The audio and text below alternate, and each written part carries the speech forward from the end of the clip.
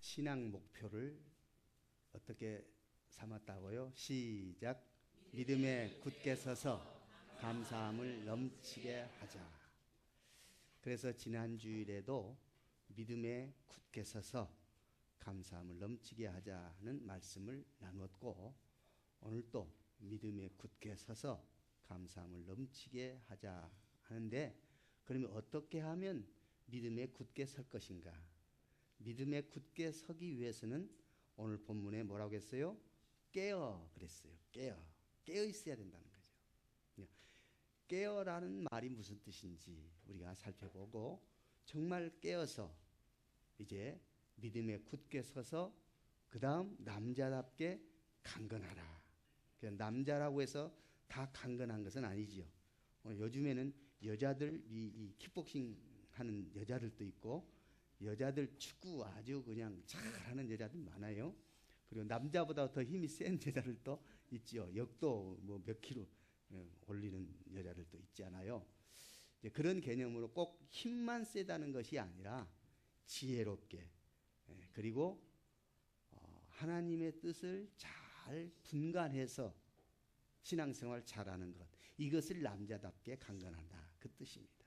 자, 그래서 우리가 믿음이라는 개념을 우리는 지난 시간에 살펴봤고, 믿음은 믿음에 굳게 서야 된다는 개념을 늘 마음속에 가져야 됩니다. 믿음에 굳게 선다. 그러면 도대체 믿음은 어떤 믿음과 어떤 믿음이 있다고 그랬습니까? 믿음은 구원 얻는 믿음과 능력 얻는 믿음이 있다 그랬습니다. 우리가 예수를 믿어 예수님이 나를 구원하시고 내 죄를 용서하시기 위해서 이 땅에 오신 나의 구주라는 사실, 예수님이 하나님의 아들이신데 나를 위해서 십자가에 못 박아 죽으시고 내 죄를 다 용서해 주시고 나를 맞아 주셨다. 그래서 그 예수를 믿는 것이 구원이다. 구원 얻는 믿음, 이 믿음이에요. 그 다음에 우리가 예수를 믿는데 예수님이 내 죄를 용서해 주실 뿐만 아니라 내 육체도 연약한 질병에서 치료해 주시고 고쳐 주실 예수님인 것을 믿는 것입니다. 그러면 예수님이 치료해 주시잖아요. 그래서 예수님께 와서 질병을 치료받기 위해서 수없이 많은 사람들이 왔을 때 예수님이 안수도 해 주시고, 어떤 사람은 침을 발라서 치료하시기도 하고, 어떤 사람은 저 멀리 있는데 그냥 가지도 않았는데도 치료되기도 하고, 그래서 예수님이 내 병을 낫게 하실 것이다 믿으면 그 믿음이 치료가 되고 구원이 이루어진다는 사실이죠. 그래서 우리가 믿는 이 믿음은 예수 그리스도를 믿는 것인데, 예수 그리스도께서 내 영혼의 구주라는 것도 믿고, 예수님이 내 삶의 모든 것을 주장하시는 나의 주인이라는 것을 믿을 때 우리는 믿음에 굳게 서는 것입니다. 그래서 믿음에 굳게 선다. 이것은 어떻게 하면 믿음에 그러면 굳게 설 것인가? 깨어 있어야 된다고 말씀을 하고 있습니다. 깨어 있다는 말은 무슨 뜻인가? 깨어 있다는 것은 영적으로 나태하지 않는 것입니다. 영적으로 무신경하게, 나태하게, 그렇게 자유분방하게 있지 아니하고 정신을 차리는 것입니다. 깨어 있다는 것은 영적으로 나태하지 않고 정신을 차리는 것입니다. 그리고 주의를 살피는 것입니다. 주의하는 것입니다. 주의하고 그리고 경계하는 것입니다. 그래서 주의하고 경계하고 정신을 차리고 영적으로 나태하지 않는 것, 이것을 깨어라는 뜻입니다. 그러니까 물론 깨어난다는 말은 본래 뜻은 잠에서 깬다, 잠들지 않고 깨어있다, 그런 뜻이 되겠죠. 그런데 우리가 깨어 믿음에 굳게 서란 말은 꼭 육신의 잠만을 의미하는 것이 아니라 영적인 것이 의미가 더 크다, 그 말이죠. 영적인 잠을 자지 아니하고 정신을 차리고 나태하지 아니하고 경계하는 것, 주의하는 것입니다. 그래서 성경에 보면 골로새서 4장 2절에 기도를 계속하고 기도하기를 감사함으로 기도하라고 그렇게 말씀했습니다. 그러니까 깨어 있는 것이 뭐냐? 깨어서 기도를 계속하라. 깨어 있다는 것은 바로 기도를 하기 위해서 깨어 있는 것입니다. 그러니까 깨어서 기도하고 기도하되 계속해서 쉬지 말고 기도하라고 그랬잖아요. 이 쉬지 말고 기도하라는 말은 우리의 입술에서 순간순간 계속 중얼중얼하는 말이 아니라 우리의 의식이 주님과 통하는 것입니다. 그렇죠? 주님과 소통이 이루어지는 것입니다. 기도는 주님과 소통이 되는 것이 기도입니다. 그래서 내가 주님 앞에 말씀하면 주님이 응답하고 주님이 나에게 경고하면 내가 그것을 알아차리고 듣고 이것이 소통이잖아요. 그래서 주님과 소통이 이루어지는 것입니다. 영적인 소통이 이루어지는 것입니다. 그래서 계속 깨어서 기도하고 감사함으로 기도할 때 우리는 항상 기도의 자세가 다급하면 쭉 부르짖고 달라고 간절하게 기도하는 것도 당연히 기도겠지만은 주님과 함께 의식을 같이 하는 것이 기도입니다.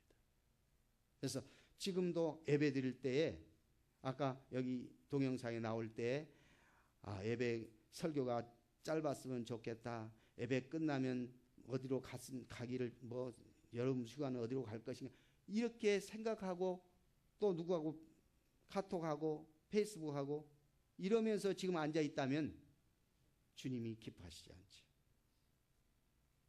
그것이 주님과 소통하는 것이 아니죠. 오히려 주님과 소통을 차단하는 거죠.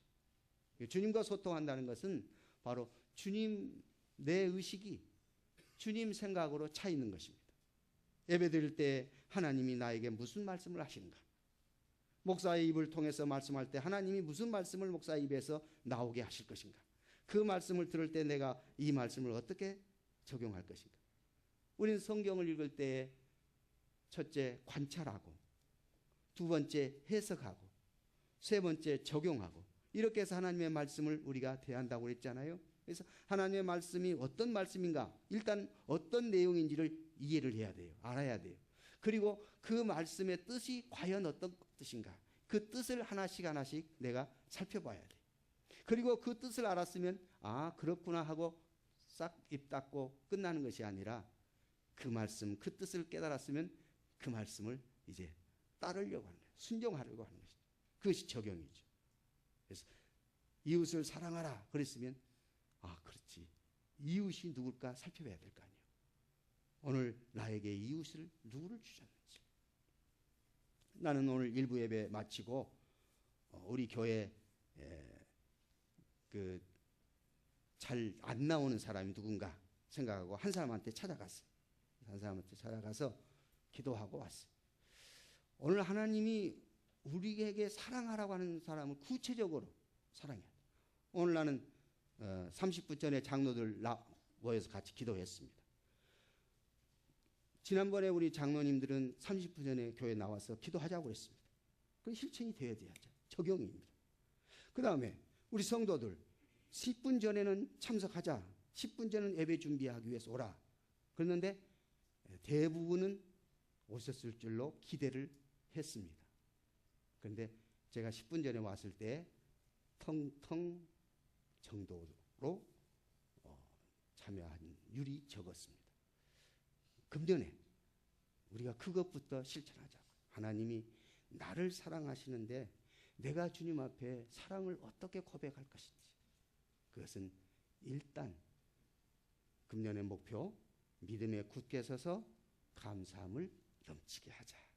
이것을 실천하는데 내가 어떻게 실천할 것인가 이걸 하나하나 우리가 세부적으로 살펴서 나가자. 그래서 가장 중요한 것은 지난주에 예수님을 주님으로 삼는 것이 가장 믿음에 굳게 서는 첫 번째 관건은 일단 예수님을 내 마음의 구주로 나의 마음의 주인으로 삼는 것이죠. 그러니까 주인이라는 것은 예수님이 나의 삶의 지배자라는 뜻이에요. 나를 인도하고 나를 붙들고 나에게 이렇게 했으면 좋겠다고 명령하시고 그분이 주인이란 말이에요. 그래서 예수님이 나의 주인이라. 예수님이 나의 주인이라 할 때 두 가지 믿음이라고 했죠. 하나는 구원 얻는 믿음. 예수님을 인해서 내가 구원받았고 이제 예수님 때문에 내가 능력 있는 삶을 살고 예수님 때문에 내 질병도 치료되고 예수님 때문에 내가 오늘 또 감사함으로 살고 예수님 때문에 내가 주의 은혜를 사모하며 살 수 있다고 믿는 믿음. 이 믿음이 바로 예수님을 주로 삼아서 이제 그 안에서 행하자고 그랬잖아요. 예수님 안에서 행한다는 말은 말씀 안에서 행한다는 뜻도 되고 예수님이 나에게 명령하실 때 그 명령을 따라 행한다는 것도 되고 내가 하나님 앞에 기도할 때 하나님이 나에게 말씀하시는 거 있잖아요. 너 깨어 있어야 되지 왜 그렇게 잠만 자느냐. 분명히 말씀하실 거 있을 거예요. 너 이 시간에 교회 가야 할 시간인데 왜 이렇게 미루고 하고 있느냐. 말씀하실 거 아니에요. 그러면 그 말씀을 빨리 듣고 따르는 사람은 기쁨이 있지만은 주님이 말씀을 하시는데도 내가 형편이 이런데요 뭐 이러고 있으면 마음이 편하지를 못해요. 그래서 성령님께서 말씀하실 때 지적하실 때 그때 순종하면 좋아요. 순종하여 복받는 여러분과 제가 될 수 있기를 주의 이름으로 축복합니다. 순종하는 것이 얼마나 기쁜 일인지 몰라요. 그렇잖아요. 우리 자녀들도 부모에게 순종할 때 그 기쁨하고 순종하지 못할 때 기쁨이 줄어들잖아요. 그런 것처럼 하나님 앞에 똑같은 그런 원리를 우리가 적용할 수가 있는 것입니다. 그래서 믿음은요 모든 사람의 것이 아니에요. 다시 말하면 너나 나나 다 믿음이 있는 것 같아도 믿음은 하나님의 선물이기 때문에 믿음은 모든 사람의 것이 아니에요. 믿음을 받는 자에게 믿음은 하나님께서 주실 때 그 믿음을 받는 자에게 주어지는 거예요. 그래서 데살로니가 후서 3장 2절에 믿음은 모든 사람의 것이 아니라고 아예 말씀하셨습니다. 그런데 여러분과 제가 믿는 자가 되었으니 구원의 믿음을 갖고 능력 얻는 믿음을 갖게 되었으니 이보다도 행복하고 감사한 일이 어디 있겠느냐 그 말이죠. 오늘 우리 여러분과 저는 행복자임을 믿습니다. 여러분 행복자예요. 성경에 보면 이스라엘아 너희는 행복자로다. 너희와 같이 구원 얻은 백성이 어디 있느냐 그렇게 말씀했어요. 그 말이 무슨 말이냐면 너희와 같이 구원 얻는다는 말은 구원 얻는 자들이 너나 나나 다 구원받지 못한다고 말이에요. 세계에 지금 200개 국가가 넘지만은 200개 국가 가운데 예수님을 주로 믿고 사는 국가들이 많지 않아요. 지금도 복음이 들어가지 못한 나라도 있고 복음이 들어가지 못한 지역도 많이 있다는 거예요. 그런데 먼저 우리를 예수 믿게 하고 구원받게 하신 것 감사하지. 믿음은 모든 자의 것이 아니에요. 오늘 여러분과 제가 믿음을 갖게 하신 것 감사합니다. 이제 우리에게 이 믿음을 주신 것을 감사하며 이 믿음이 이제 우리는 성장이 되어야 돼요. 커야 돼요. 우리의 믿음이 성장하고 굳세져야 돼요. 그래서 믿음에 굳게 서서 감사함을 넘치게 하라. 오늘은 깨어 믿음에 굳게 서서 어떻게 강건하라? 남자답게 강건하라. 자, 시작. 깨어 믿음에 굳게 서서 남자답게 강건하라. 아멘. 그런데 우리가 이렇게 깨어서 우리 믿음이 남자답게 강건해지는 동기는 사랑으로 해야 돼요. 그래서 14절 시작. 너희 모든 일을 사랑으로 행하라. 너희 모든 일을 사랑으로 행하라. 모든 일을 무엇으로 행하라? 사랑으로 행하라. 사랑은요 하나님이 우리를 사랑하셔서 우리를 자녀 삼으셨잖아요. 요한복음 3장 16절 시작. 하나님이 세상을 이처럼 사랑하사 독생자를 주셨으니 이는 저를 믿는 자마다 멸망하지 않고 영생을 얻게 하려 하심이라. 하나님이 세상을 할 때 세상은 여러분과 저를 가리켜서 하는 말이에요. 세상을 이처럼 사랑하사 여러분과 저를 이처럼 사랑하사 독생자 예수 그리스도를 보내셨으니 이 예수 그리스도를 믿는 자 누구든지 믿는 자마다 무엇을 얻는다고요? 영생을 얻는다. 영생이 뭐지요? 영생이 뭐지요? 영생은 오래 사는 것 땡은 아니라도 50점이에요. 영생은 영원히 사는 것 50점이에요. 예수님의 생명으로 영원히 사는 것이 영생입니다. 주님과 함께 영원히 사는 것이 영생입니다. 그러니까 예수님의 생명이 내 안에 있는 것이 영생이에요. 왜냐하면 예수님은 죽으셔서 영원히 무덤에 묻혀버린 것이 아니라 3일 만에 부활하셨어요. 영원한 생명이 되신 거예요. 그 예수님을 내가 지금 주님으로 모셨으니 내 안에는 영생이 계시죠. 그러므로 나는 지금 영생을 사는 겁니다. 여기서 영생이라는 개념은 예수님의 생명이 영원히 내 안에 계시기 때문에 나는 영생한다 그 말이죠. 그렇다고 해서 내 육체가 영원히 산다는 말은 아니에요. 내 육체는 한 번 왔다가 한 번 죽게 돼 있어요. 반드시 인생은 믿는 자나 믿지 않는 자나 한 번 왔다가 한 번 가게 돼 있어요. 죽어요. 그러나 생명이 영생이기 때문에 우리는 영원히 살고, 믿지 아니한 자들은 그저 육신의 생명을 가지고 살다가 끝나옵니다. 그리고 그들의 영혼은 영원히 지옥에서 불길 속에서 죽지 못해 영생하는 것이 믿지 아니한 자들의 영생입니다. 그러니까 믿지 아니하는 자들도 영생합니다. 그래서 50점이라고 했어요. 믿지 아니한 자들의 영생은 영원한 형벌이요 지옥이요 멸망이에요. 그러나 여러분과 저는 이 구원 얻은 우리는 이제 예수님의 생명으로 영원히 살기 때문에 천국에서 영원히 주님과 함께 주님을 찬양하고 예배하는 천국 영생의 삶을 사는 줄 믿습니다. 이제 우리는 더 이상 우리에게는 영원한 형벌과 사망과 지옥과 멸망은 있을 수가 없습니다. 이제 구원받은 우리는 영생을 누리게 되는 것입니다. 그러면 이 땅에서 우리가 이제 살아가는데 어떻게 살아야 할 것인가? 깨어서 믿음에 굳게 서서 살아야 된다 그 말이죠. 깨어서 믿음에 굳게 서서 산다. 그래서 이제 데살로니가전서 5장 6절을 보면은 우리에게 어떻게 깨어 있어야 되는가 하는 것을 또 가르쳐 주고 있어요. 자, 아까 골로새 4장 2절에서는 기도하면서 기도하는 것이 깨어 있는 것이다 그랬어요. 그러면 데살로니가전서 5장 6절에서는 무엇이 깨어 있는 것인가? 자, 여기 나와 있습니다. 시작. 다른 일과 같이 자지 말고 오직 깨어. 어떻게 하라고 했어요? 깨어서 정신을 차리라고 그랬어요. 깨어 있는 것이 뭐라고요? 정신을 차리는 거예요. 깨어서 정신을 차려요. 정신 차려. 옆에 사람 한번 꼬집어 보세요. 네. 꼬집은데도 아무 반응이 없는 사람이 있어요? 그 사람은 이상해요. 네. 아야 하거나 왜 하냐고 이렇게 해야 정상이에요. 네. 깨어있는 사람은 의식이 있는 사람이에요. 영적으로 깨어있단 말은 영적으로 의식이 살아있어야 돼요. 오늘 또 하나님 앞에 감사해야 되고, 오늘 또 하나님께 찬양해야 되고, 영광을 돌리고 기도하고 기뻐하고 감사하고, 이것이 바로 깨어있는 거 아니에요. 정신을 차린 것은 바로 의식이 주님을 향하여 있는 것을, 정신을 차린 것을 말합니다. 그런데요, 마귀가요 우리를 자꾸 넘어뜨리려고 해요.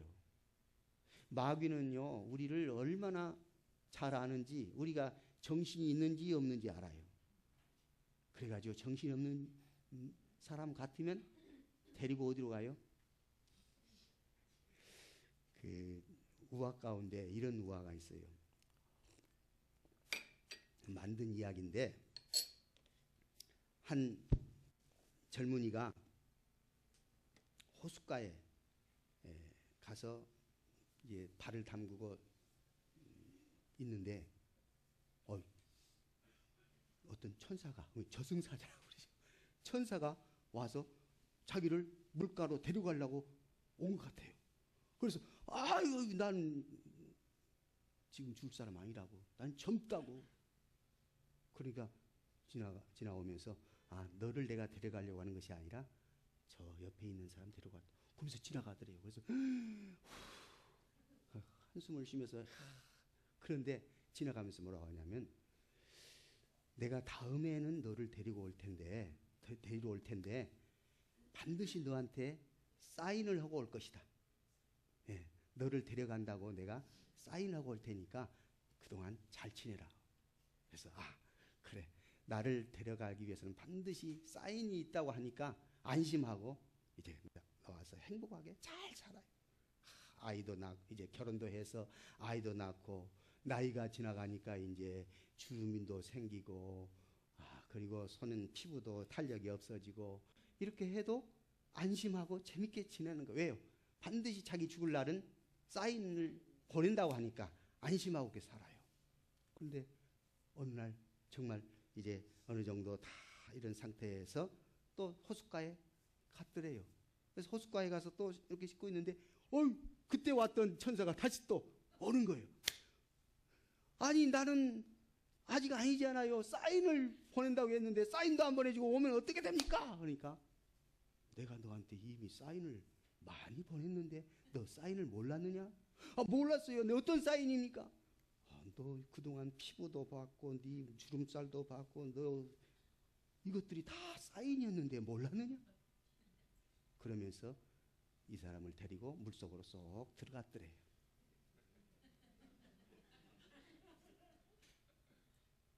오늘 우리가 주님이 지금 사인을 여러분에게 보여내고 계십니다. 그렇잖아요. 말씀으로 사인을 보내시기도 하고 기도할 때 깨닫게도 하시는 게 다 사인이죠. 말씀을 읽을 때 주님이 우리에게 경고하는 것들이 있잖아요. 정신을 차리라고, 깨어있으라고. 깨어있어야 돼. 정신을 차려야 돼. 정신 차리지 아니하면 마귀는요 우는 사자처럼 삼킬 자를 두루 찾는다고 그랬어요. 마귀가 우는 사자처럼 어떨 때는 찾아요. 그런데 어떨 때 마귀는 어떤 모습으로 올까요? 광명의 천사로 와요. 아주 곱고 황홀하고 아름답고 내가 반할 정도로 그런 모습으로 내 곁에 와요. 그럼 나는 흐물흐물 넘어져요. 조심해야 돼. 그러니까 마귀가 꼭 사자처럼만 온다고 착각하지 말고 천사처럼도 마귀는 온다고 알아야 돼. 그래서 정신을 차려야 돼. 우리 깨어있는 것이 바로 정신을 차린 것이다. 깨어있는 것은 우리가 기도하는 것이다. 자, 깨어있는 것은 기도하는 것이다. 깨어있는 것은 정신을 차린 것이다. 아멘. 정신을 차려야 돼. 정신 차리지 못하면요 마귀가 안다니까요. 사자처럼 올 때도 있지만 천사처럼 와요. 보세요 한번. 베드로전서 5장 8절에 우리에게 깨어있으란 말을 근신하라고 말을 했는데 베드로전서 5장 8절 말씀을 우리 살펴보도록 하겠습니다. 베드로전서 5장 8절이요. 자, 띄워주십시오. 네, 베드로전서 5장 8절. 자, 시작. 근신하라. 깨어라. 너희 대적 마귀가 우는 사자같이 두루 찾으며 삼킬 자를 그럼 마귀가 삼킬 자를 찾겠어요? 못 찾겠어요? 귀신처럼 찾아요. 마귀처럼 찾는다니까요. 마귀가 마귀처럼 찾아요. 다시 말은 무슨 말이냐면 마귀가 우리가 조금이라도 눈을 주님에게서 떼놓으면 마귀가 금방 채간다니까요. 그렇게 우리가 정신 차리지 아니하고 주의를 기울이지 아니하면 안 되는 것이죠. 그래서 근신하라 깨어라 그 말은 깬다는 것하고 근신한다는 것하고 같은 의미로 이해하면 돼요. 그래서 세 번째는 근신하라 그 말. 근신. 그러면 근신이 도대체 뭘까요? 근신. 근신이라는 것은요, 절제하라는 말과 같은 말이에요. 절제. 즉 어떤 사람은요, 먹는데 그냥 정신없는 사람이 있어요. 그냥 먹는 것만 있으면 그냥 탐이 나가지고 정신을 못 차려. 그런데 그것이 결국 자기를 병들게 만드는 것을 모르는 거예요. 또 어떤 사람은 돈만 보면 그냥 눈이 번뜩번뜩번뜩해요. 돈 가지고 이 돈만 보면 자기가 막 저축하려고 하고 자기에게만 넣으려고. 돈. 그래서 성경은 뭐라고 했냐면 돈을 사랑하면 많은 악의 뿌리가 된다고 했어요. 일만 악의 뿌리가 된다. 그러니까 돈을 사랑하지 마세요. 돈을 좋아하는 것은 때로는 있을 수 있어요. 그런데 사랑해버리면 안 돼요. 돈을 사랑한다는 말은 무슨 말이냐면 돈에 탐심을, 탐욕을 갖는 거예요. 요즘도 보세요. 옛날에 먹었던 돈 몇십억, 그걸 다 지금 기어내라고 그냥 막 찾고 있잖아요. 그때 꽉 감춰뒀던 것을 이번에 30억도 내는 사람이 있더라고요. 그렇죠? 네. 자기가 딱 숨겨놨다가 이거 딱 내놓고. 근데 내놓은 것이 오히려 이제 그 발목이 잡혀진 거죠. 이제 그것이. 돈 좋아하면요, 돈 때문에 멸망을 당할 때가 생깁니다. 네. 그러니까 우리는 깨어있다는 말은, 근신한다는 말은 절제한다는 뜻이에요. 절제. 먹는 것도 절제를 하고, 돈에도 절제를 하고, 또 어떤 사람은 건강에 그냥 정신을 팔린 사람이 있어요. 아니, 하나님이 주시는 건강을 유지하면 되는데 특별히 건강하겠다고 그냥 좋은 시간을 다 투자해가지고, 내가 아는 어떤 사람은 시간만 있으면 등산해요. 네. 시간만 있으면 등산해. 어떤 때는 주일날도 모르고 그냥 등산해버려요. 내가 아는 어떤 사람은 낚시를 그렇게 좋아해요. 목사 가운데도 낚시를 그렇게 좋아하는 사람이 있어요. 그래가지고 어느 날 밤새도록 낚시하다가 새벽 기도도 잃어버리고 그런 목사가 있어요. 네.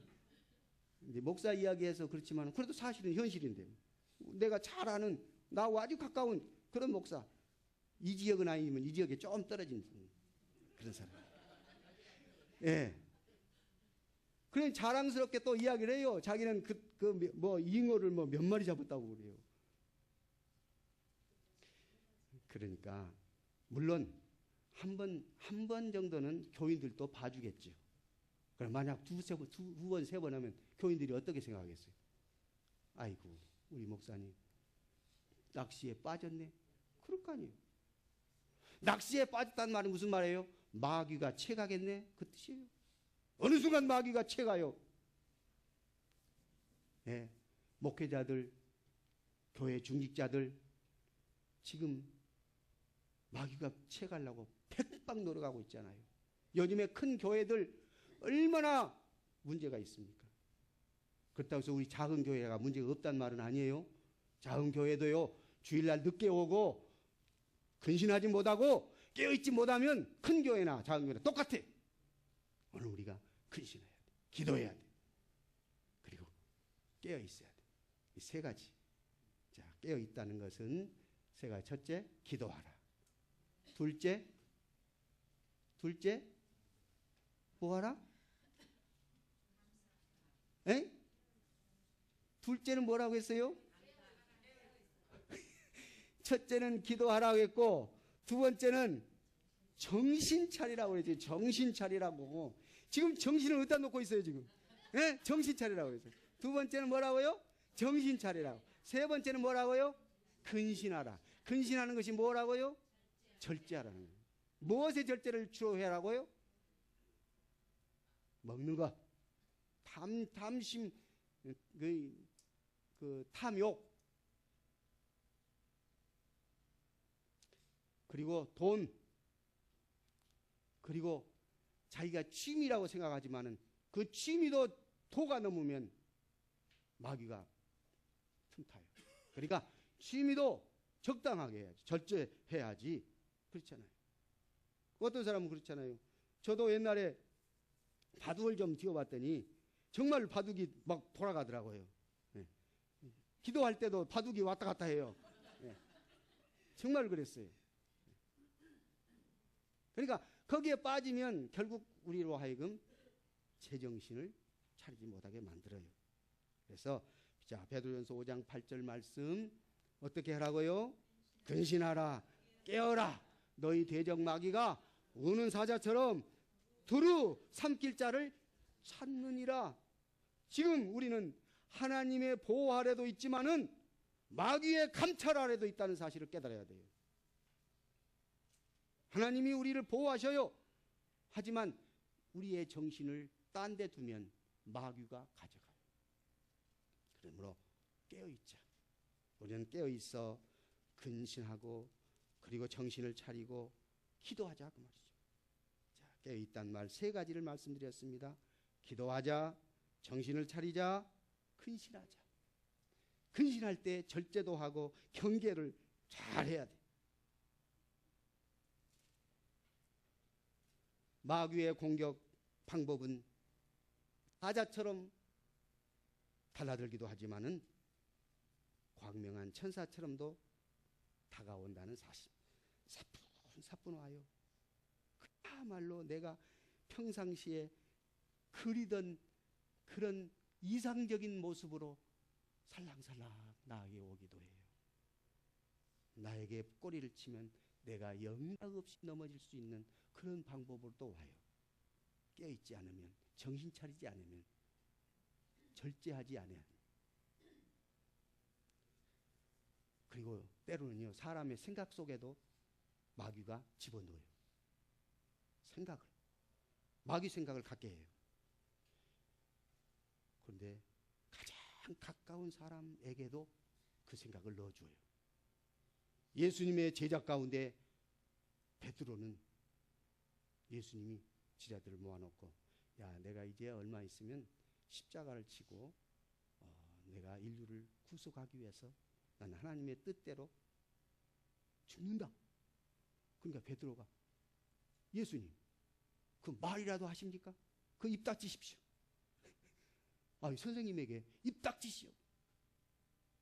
죽는단 말 우리 앞에서는 하지 마십시오.